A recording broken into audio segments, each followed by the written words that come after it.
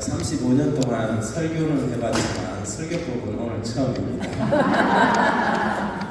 설교를 하는 거하고 설교법을 가르치는 거하고는 차이가 있으니까 이해를 하시기 바랍니다. 제가 2000년도부터 2004년까지 제가 서면교회에 있을 때 그때부터 제가 이제 새벽 묵상을 시작했어요. 그러니까 제가 새벽 묵상 시작한 건 벌써 한 20년 됐죠. 그전에는 그냥 새벽 묵상 개인적으로 하다가 묵상 노트를 쓰기 시작한 지가 꽤 오래됐는데요. 그때 제가 같이 그 큐티라고 있죠. 큐티라는 이 새벽 묵상을 같이 했던 게 좀 뭐랄까요, 우리 그 인터넷에 그룹이 있었어요. 그래서 그 성경 본문 말씀을 읽고 함께 나누는 사람들이었는데, 이제 그게 그냥 우리 재림교인들하고 한 게 아니고 모든 기독교인들하고 같이 했는데, 그 당시 때 같이 그 큐티를 같이 했던 사람 중에 한 사람이 지금 이제 그 여성 목회자가 되어 있어요. 여성 목회자가 되어 있는데 그 서울의 우리들 교회 김양재 목사예요. 김양재 목사 교회 교인이 15,000명이에요. 평범한 주부였어요. 평범한 주부였고, 근데 이제 말씀 묵상을 아주 상당히 이렇게 보면 이렇게 적용을 잘하더라고요. 그 당시에 이분 상당히 말씀 묵상을 아주 깊이 있게 하고, 또 같이 동참하는 사람들을 이렇게 데려가는 것도. 근데 이제 뭐 그리고 난 다음에 세월이 꽤 많이 흘렀는데 이분이 신학을 하고 여성 설교자가 되어 있는데, 여성 설교자로서는 이 한국 교회 최대의 대형 교회를 다녀가고 있는 여성 설교가가 되어 있습니다. 여러분, 그 설교는 남성들의 독점물이 아닙니다. 다시 말해서 우리가 1년 12달 교회에서, 물론 대부분의 이제 남성 목회자들이 남성들이니까 설교 단상을 남성들이 이렇게 차지하고 있지만, 좀 더 많이 우리 여성들이 설교할 수 있어야 되고, 그런 설교를 부탁받거나 교회에서 지구내에서 이렇게 할 때 여성들이 사양하거나 못해요 하거나 거절하지 않아야 합니다. 왜냐하면 좀 더 적극적으로 여성들이 설교를 하고, 그래서 여러분들이 가지고 있는 이 남성들이 가지지 못한 여성들의 어떤 이 설교, 사람들의 감성을 터치하고 공감을 불러일으키는 이런 이 설교들이 교회에서 자주 들려야 하는데, 아쉽게도 많은 이 여성들이 설교들을 부탁했을 때에 상당히 많이 이렇게 좀 거절을 하거나 사양을 하는 경향이 좀 있습니다. 제가 있던 세우산 교회는 우리 여집사님들이 설교를 굉장히 잘하셨어요. 그래서 이제 저는 설교를 맡겨놓고 대부분 출타를 합니다. 왜냐하면 담임 목사가 있으면 좀 더 부담스러워할 수도 있고 하니까 출타를 하는데, 출타할 때는 반드시 돌아올 때 제가 저희 인터넷으로 저희들은 방송으로 나오니까 반드시 듣습니다. 그런데 운전하고 돌아오면서, 다른 교회 갔다 돌아오면서 제가 아멘을 연발을 합니다. 아멘, 아멘. 굉장히 설교를 잘하셨어요. 여기 계신 모든 분들이 다 그럴 수 있을 거라고 생각합니다. 그래서 그러면 설교를 해야 되는데 내가 뭐 설교를 해봤어야지. 설교를 어떻게 준비해야 되는지. 대부분은 처음 설교할 때 남의 설교를 가져오거나 또 이렇게 좀 이렇게 흉내를 내는 것부터 시작을 합니다. 누구나 마찬가지예요. 그런데 자기 설교를 만들어가는 법을 배울 필요가 있겠죠. 그래서 오늘은 짧은 시간에 설교법이란 뭔지, 정의, 또 어떻게 설교를 준비하고 구성하는지. 이거는 설교법은 사실 신학교를 다니면은 한 학기 동안 해야 돼요. 그러니까 한 시간 해가 되는 문제가 아니고 6개월 동안 배워야 될 문제를 제가 해야 되니까 제가 압축해서 여러분들에게 좀 말씀을 드리겠습니다. 제가 오늘 강의할 내용은 설교의 정의, 들리는 설교와 안 들리는 설교, 그 다음에 원포인트 설교, 설교법 작성, 마지막 한 5분 정도는 여러분들에게 실습도 해보도록 하겠습니다. 이게 6개월 해야 될 걸 제가 이제 이렇게 압축해서 지금 설교, 감동적인 설교란 무엇인가? 설교는 단순히 설교는 그만해라 그런 말 하잖아요. 이게 뭐냐면 설교라는 것이 굉장히 사람들한테는 잔소리처럼 들리는 거잖아요.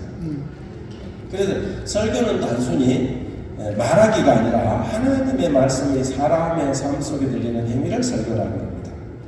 그래서 이 세상의 강해는 지혜를 말하지만 설교는 누구의 뜻을? 하나님의 뜻을 선포하는 것입니다. 설교자는 자기의 말을 새롭게 만드는 것이 아니라 이미 주신 하나님의 말씀을 해석해서 그것을 우리의 삶 속에 적용하도록 돕는 것이 설교예요. 그래서 설교를 내가 이번에 무슨 말을 하지? 설교하니까는 이렇게 생각하면 안 돼요.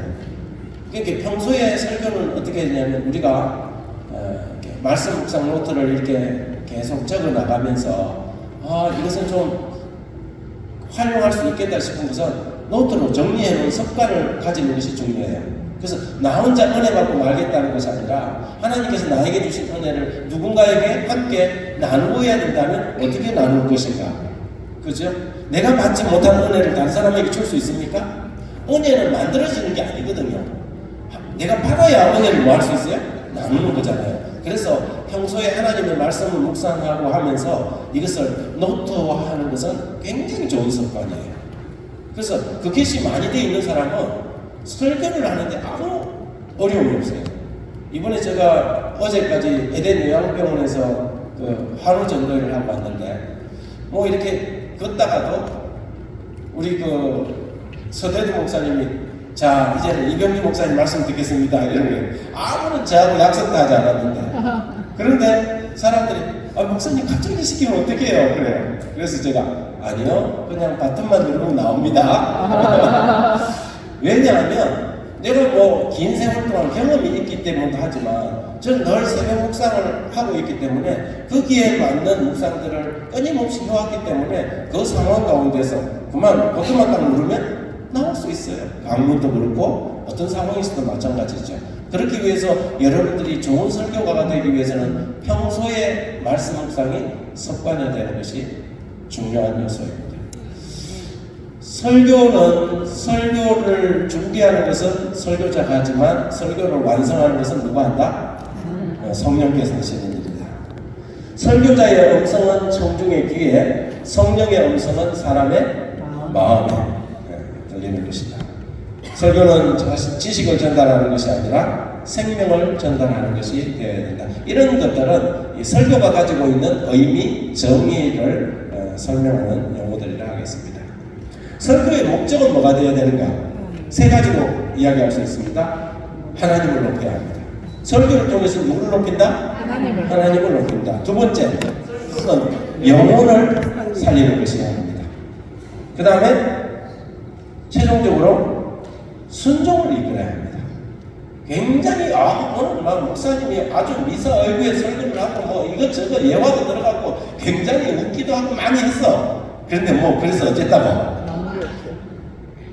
그것을 끝나면 그 설교가 아니에요. 설교를 마치고 나면 청중들의 마음속에 나는 이렇게 살아야 되겠다. 이런 결심이 들어야 되는 거예요. 설교는 아주 막 번제를 한 말을 갖다 재미있게 막 약간 뉴스에 나오는 거 뭐 기사들을 모아갖고 막 촥 하는 게 아니에요. 설교는 짧든지 길든지 설교를 딱 듣고 나면 청중들의 마음속에 내가 이렇게 살아야 되겠구나 하는 결심이 있어야 돼요. 그래서 설교는 첫째 하나님을 높이는 거고 영혼을 주고 있는 그 말씀을 들었던 사람들, 낙심했던 사람들, 삶의 의미가 없던 사람들, 어디로 가야 알지 못했던 사람들이 설교를 듣고 난 다음에 내가 가야 할 길이 생기고 내가 희망이 없는 것은 아니구나 하는 이런 마음이 마음속에 일어나야 되는 것이죠. 그리고 지식보다는 순종, 감동보다는 변화가 목표가 되어야 됩니다. 목사님 오늘 은혜 받았습니다. 은혜 받았는데 뭐 어쩌라고요? 이게 아니고 감동보다는 뭐가 목표예요? 변화가 목표예요. 그래서 설교는 서론, 본론, 결론 이렇게 나가면서 이렇게 목표가 있어야 돼요. 오늘 이 청중들로 하여금 내 설교를 1시간 듣고 나면 어떤 결심이 일어나서 삶에 어떤 변화를 기대하는지, 내 설교를 통해서 어떤 변화를 기대하는지 이런 목표를 가지고 있어야 한다는 것입니다.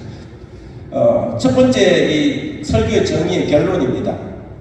설교는 하늘의 말씀을 땅의 언어로 전하는 하나님과 사람을 잇는 거룩한 달이다.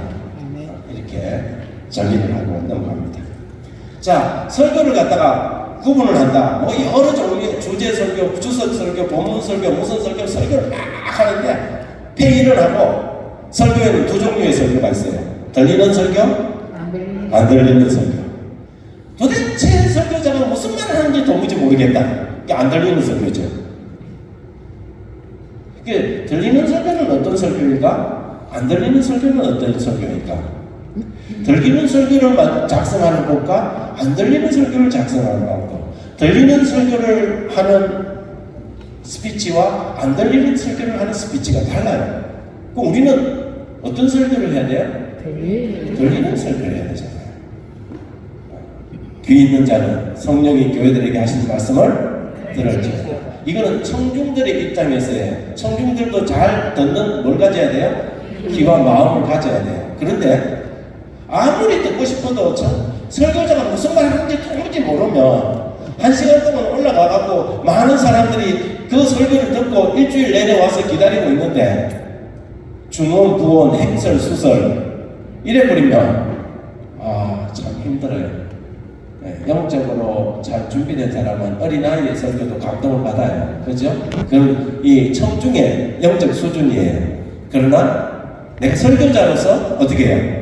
정말 좋은 설교를 준비해서 청중들에게 전하는 것, 하나님의 뜻을 전하는 것도 굉장히 중요한 문제죠. 그러면 어떻게 들리는 설교와 안 들리는 설교를 만들 수 있을까? 핵심 주제가 원 포인트여야 돼요.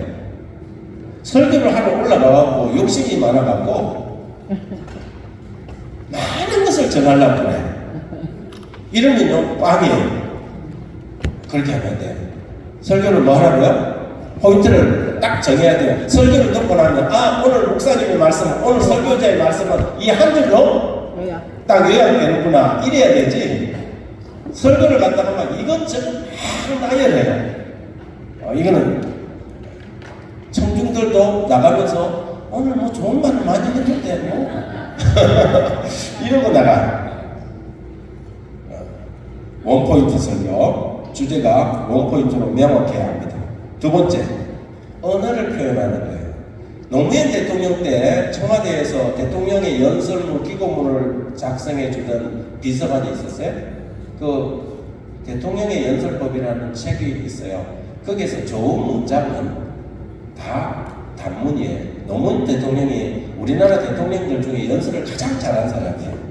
연설을 아주 그분의 어떤 정파적 개념을 떠나서 그분의 연설을 들어보면요, 이 청중들로 하여금 막 앉아있다가 엉덩이가 들썩들썩하게 일어나게 만드는 스타일이에요.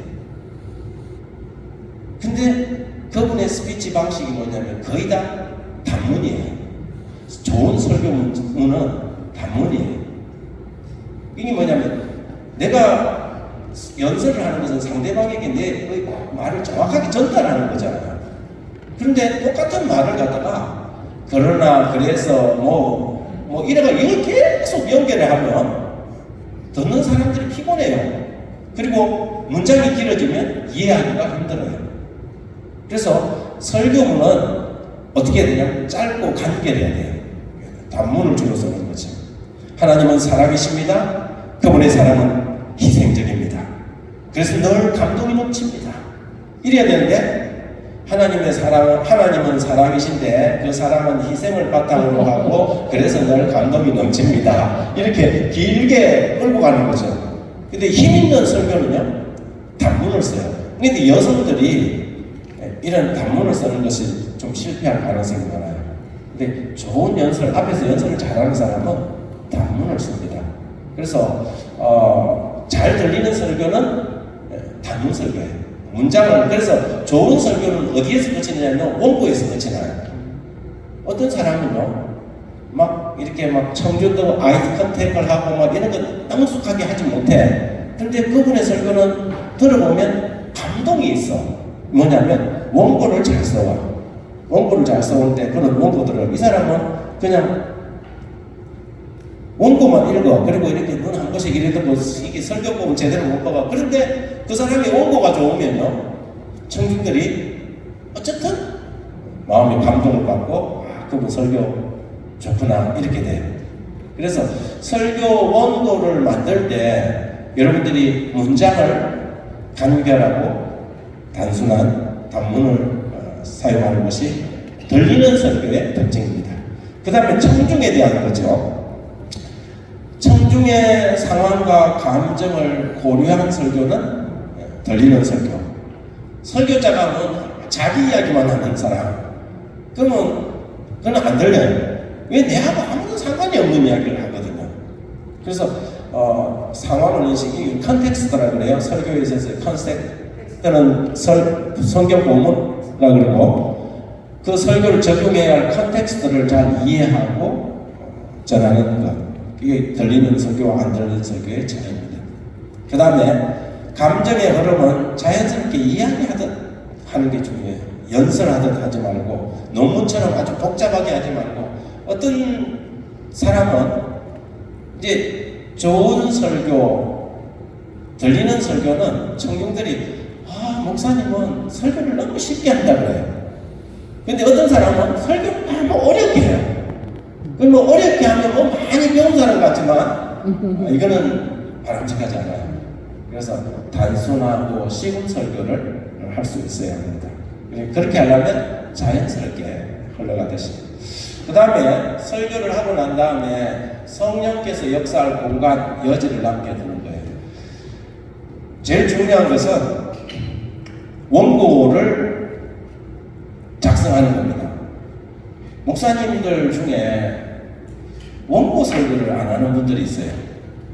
그래서 제가 그런 분들을 만나면 원고 설교를 하시냐 물어요. 원고 설교를 하지 않는 사람은요, 자기는 막 자기 딴에는 잘하는지 모르지만 그런 사람은 1년, 2년 가면요 교회에서 식상해해요. 왜? 아무리 원고 설교, 강목 설교를 해도요, 하다 보면 계속해서 자기 하는 말이 반복돼요. 좋은 소리도 몇 번 들으면 그때부터는 힘들어요. 그런데 원고 설교를 한다는 것은 정확하게 그 상황에 맞춰서 문장을 갖다 잘 쓰는 거예요. 그런데 여기서 그치지 않고 원고 설교를 준비하지만 원고에 매이면 안 돼. 원고를 거의 내 것으로 만들어서 설교를 하지만 원고에만 매여 있으면 이제 좀 깝깝해지는 거죠. 그래서 성령의 역사하는 공간이 필요하다는 것을 이야기합니다. 들리는 설교의 세 가지 특징입니다. 공감이 있는 설교. 청중이 듣고 저건 하나님께서 나에게 하시는 말씀이구나. 두 번째, 이미지가 살아있는 설교. 설교를 듣고 나면 그것이 하나의 그림으로 딱 나타나야 돼요. 가수 나훈아 씨가 엄마를 갖다가 홍씨에다가 묘사를 딱 했어요. 그래서 홍씨 딱 보면 누구 생각나요? 엄마가 생각나요. 우리 엄마가 생각이 난다 그랬죠. 이게 뭐냐면 설교도 이렇게 보여지는 설교가 좋은 거예요. 딱 이렇게 내러티브로 쫙 나가는데 설교를 들으면, 목사님 설교를 들으면 막 앞에 막 그림이 지나가는 것 같아. 그러면 그분은 정말 훌륭한 설교가예요. 이미지가 있는 설교. 그 다음에 성령이 역사하는 설교. 그러면 안 들리는 설교는 어떤 설교인가? 맞는 말인데 어려운 용어를 섞어서 하는 설교입니다. 뭐 이렇게 말하는 거죠. 성화는 후속사적 관점에서 점진적인 설계의 과정입니다. 이러는 거예요. 아주 뭐 수준이 있는 말 같은데 도대체 나는 저게 무슨 말인지 해석을 해달라 했더니 청중이 해석을 하게 만들어. 이게 좋지 않은 설교예요. 잘 안 들리는 설교죠. 그 다음에 인위적인 욕심이 드러나는 설교. 설교가들 중에 장로교 목사님들 중에 이런 분들이 있죠. 여러분들의 말씀을 전하겠습니다. 이러면서 자꾸 이렇게 인위적으로 목소리를 변화시키거나 뭐 그렇게 하는 거죠. 그래서 감정을 뭐 이렇게 넣는다든지, 또 어떤 사람들은 막 이렇게 막 설교가 목소리가 올라가고 막 계속 이렇게 막 뭡니까? 몸을 흔들어대면서 톤을 높여. 그러면 한두 번은 괜찮지만 한 시간 내내 톤을 높여버리면 앉아있는 사람들이 굉장히 힘들어요. 그래서 사실은 어떤 사람들이 스피치에 멋진 설교가냐면 그냥 이야기하면 편하게 하는 설교가 멋진 설교가 아닙니다. 자기한테 편하게 듣는 거죠. 그래서 설교자의 목소리는, 여러분 기도도 그래요. 기도도 어떤 사람 하는데 처음부터 시작해서 뭐 전능하신 하나님 해갖고 창세기부터 요한계시록까지 막 쫙 이렇게 가면 참 힘들어요. 설교도 마찬가지. 그래서 이게 그냥 자연스럽게 편안하게 하는 거구나. 그 다음에 기도 없이 준비한 설교, 안 들리는 설교 특징입니다. 자, 원포인트 설교란 무엇인가? 제가 다양하게 많이 하지 말고 어떻게 하라고요? 설교는, 여러분 설교는 긴 설교가 좋은 겁니까? 짧은 설교가 좋은 겁니까? 짧은 설교. 잘하시네요. 그런데 이렇게 목사님들이 이렇게 욕심이 자꾸 생겨요. 그러면 추가하는데 교인들 중에 어떤 사람이 12시 되면 그냥 밥 먹으러 가고 있는 사람이 있어요. 근데 여러분 이거는 와이프인도 우리에게 동일한 말을 했어요. 설교는 사실은 30분 이상 하는 거는 그렇게 썩 도움이 안 돼요. 30분 지나면 그때부터는 까먹는 설교야. 까먹는 설교야. 그래서 설교는 보통 한 20분에서 30분 정도 해서 짧고 간결하게 그리고 임팩트 있게 쫙 하는 게 좋아요. 강의는 뭐 시간이 딱 정해져 있으니까 그렇게 할 수 있겠지만 설교는 길게 하는 게 좋지 않습니다. 그래서 여러분들 내 할 말이 없는데 걱정하지 마세요. 짧을수록 좋아요. 짧게 하면 성도들이 아멘 해. 그래서 원포인트 설교, 주제가 명확한 거죠. 원포인트 설교법은 설교 전체를 하나의 중심 메시지에 집중시키는 방식입니다. 그리고 설교가 끝나고 오늘 목사님의 설교는 딱 한 줄 딱 요약할 수 있어야 돼요. 그 다음에 한 문장으로 요약할 수 있는 설교, 한 편의 설교는 하나의 길을 가야 돼요. 길이 막 여러 갈래가 되면 안 돼요. 그 다음에 오늘 말씀을 듣고 나는 이렇게 살아야 대한 결심이 있어야 돼요. 그래서 원포인트 설교는 포인트가 명확하고 그 다음에 그것이 그림으로 그려지고 그리고 그것을 어떻게 실천할 것인가 딱 이렇게 나오는 것이 원포인트 설교입니다. 예를 들어서 무엇을 말할 것인가 한 문장으로 제시되고 어떻게 보여줄 것인가 아주 눈에 보이는 예화, 이야기 이런 것들이 딱 들어가고 그러면 어떻게 살 것인가 구체적인 결단이 선언이라는 것이 필요하죠. 자, 그러면 제가 10시 30분까지인가요? 네. 이거 빨리 끝내고 실습을 좀 해야 됩니다.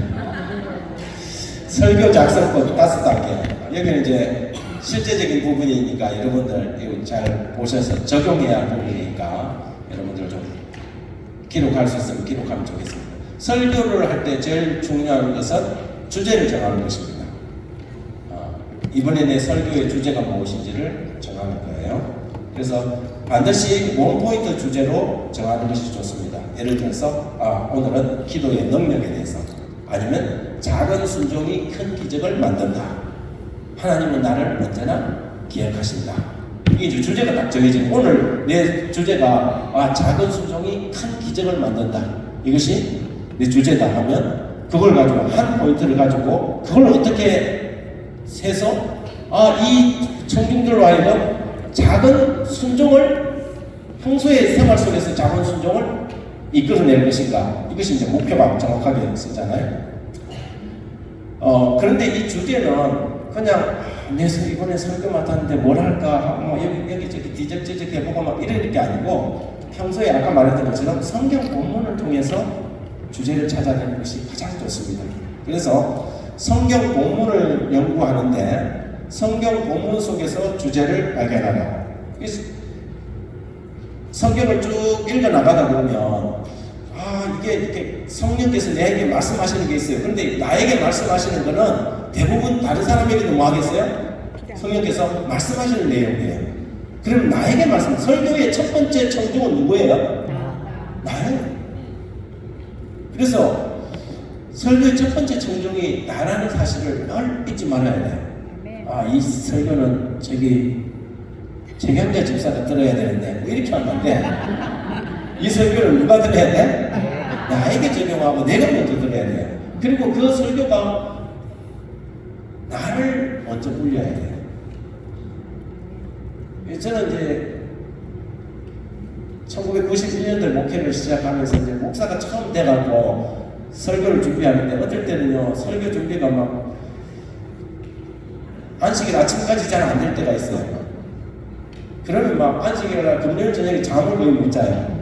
잘 못 자고 하는데요, 이게 옛날에 울진교회는 중간에 여다지입니까? 여다지 창 하나 방이 이리 돼 있어. 안방을 거쳐서 공부방으로 들어가고 부엌으로 들어가는 식이에요. 그럼 우리 집사람은 자는데 안에서 제가 공부방에서 제가 설교를 준비하는데 제가 막 설교를 읽다가 또 제가 읽어보고 막 그러잖아요. 그러다가 막 이렇게 이제 이렇게 톤을 높여서 막 설교를 하다가 내 자신을 울컥해갖고 막 눈물을 닦고 막 이러거든요. 설교는 항상 설교자를 먼저 울려야 돼요. 설교자를 먼저 울리지 않으면 청중을 울리기는, 감동 주기는 힘들어요. 그래서 원고를 쓸 때, 그걸 읽을 때 그것이 내 자신에게 들리는 메시지가 돼서 내 가슴이 뭉클해지는 그런 설교를 준비하면, 그것이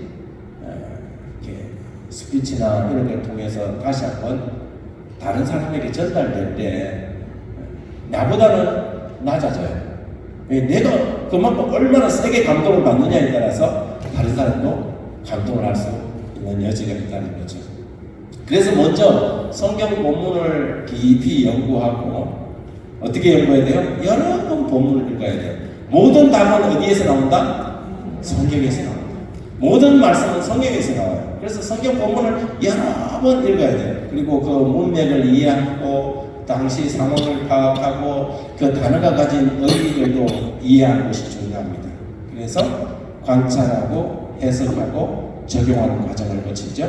그리고 이제 서론, 본론, 결론을 어떻게 할 것인가, 집을 짓는 거예요. 설교의 집을. 서론이 있어야 되고, 본론이 있어야 되고, 결론이 있어야 돼요.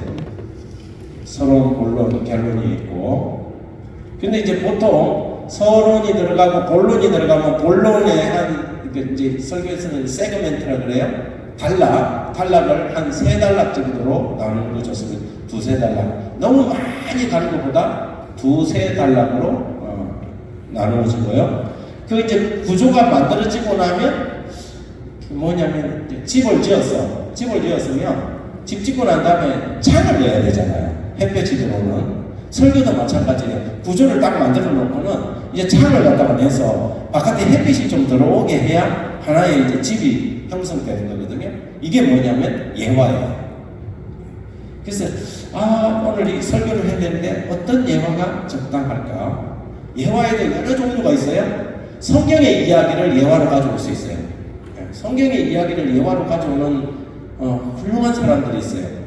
1993년도 우주구천동에서 청소년 연합 캠프를 한 적이 있어요. 근데 비가 억수처럼 쏟아지는데 대총의 청소년부장이 그때 흑인 목사님이 그때 제가 보기에는 거의 10,000명 모였던 것 같아요.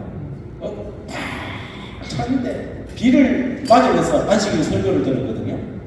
그분이 다니엘 설교를 하는데 뭐 주제는 다른 거였는데 이야기를 예화를 다니엘의 새 친구 이야기를 하는 거예요.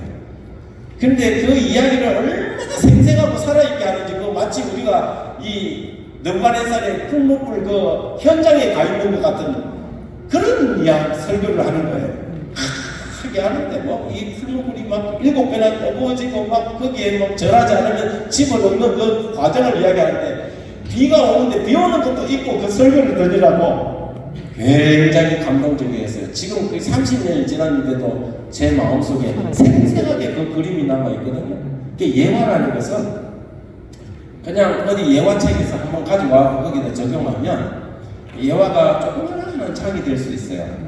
그런데 가장 좋은 것은 나 이야기, 내가 경험했던 이야기면 가장 실감나게 이야기할 수 있고, 아니면 이제 성경의 이야기를 아주 리얼하게 살아있게 적용하면 그것도 아주 좋은 예화가 될 수 있어요. 그리고 또 이렇게 예화가 안 찾아지면 여러분들이 예화를 이렇게 좀 찾아야 할 필요가 있죠. 그래서 설교를 서론, 본론, 결론을 하고 본론에 들어갈 때 예화들을 이렇게 잘 정리하는 것. 때때로는 시작하면서 예화부터 들어갈 수도 있어요. 이야기부터. 그럼 사람들이 뭐 할 수 있어요? 관심을 가지고 딱 들어갈 수 있죠.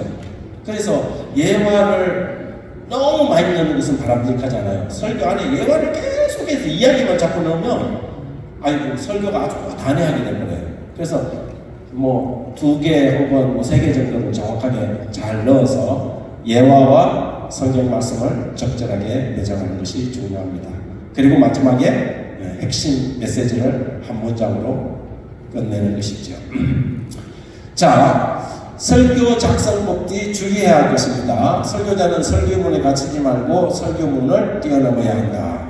설교문은 가이드라인인지 족쇄가 아닙니다.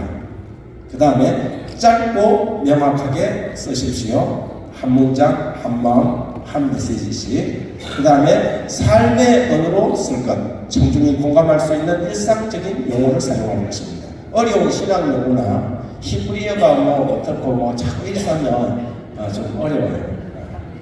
뭐 히브리어를 쓸 수도 있어요. 히브리어를 쓸 수 있습니다. 왜냐하면 청중의 이해를 돕기 위해서 원어를 쓰는 것이 잘못된 건 아닙니다. 그렇지만 이런 것을 그냥 습관처럼 하는 것은 바람직하지 않습니다. 그리고 반드시 기도로 마무리할 것. 여기까지 하고 실습. 자, 실습을 하겠습니다.